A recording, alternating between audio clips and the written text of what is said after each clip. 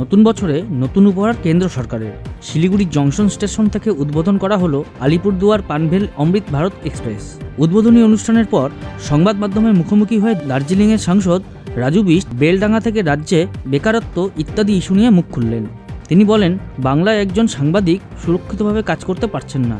এর কারণ কোনো ঘটনা ঘটলে সঙ্গে সঙ্গে সেই বিষয়ে পদক্ষেপ নেওয়া হয় না। আসলে অপরাধীদের পুলিশ মদত দেয় বলে এমনটা হয়। এরই সঙ্গে বেকারত্ব নিয়ে তিনি আরও বলেন, আগামী 5 বছরের মধ্যে শিলিগুড়ির কাউকে রোজগারের জন্য বাইরে যেতে হবে না। दुर्भाग्य है, पत्रकार भी सुरक्षित नहीं है।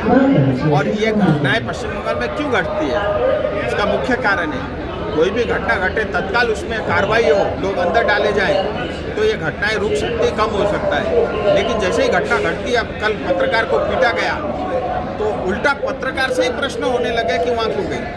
तो जहाँ पे पत्रकार महिलाएं सुरक्षित नहीं है। সোনাক্ষী, মশলা কোথায়?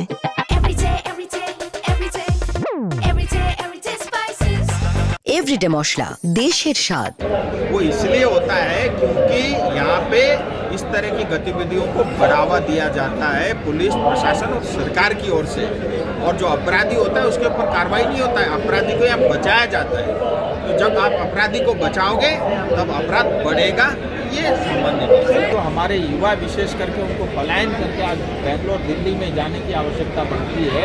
और ये मेरा वादा है, अगले 5 साल के अंदर में शिलीगुड़ी का कोई युवा रोजगार के लिए उसको बाहर जाने की आवश्यकता नहीं पड़ेगी।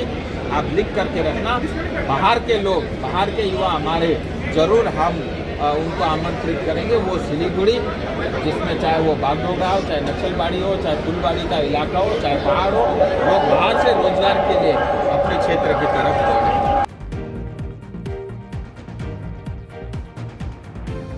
শিলিগুড়ি থেকে তনুপ্রিয়া পালের রিপোর্ট, উত্তরবঙ্গ সংবাদ।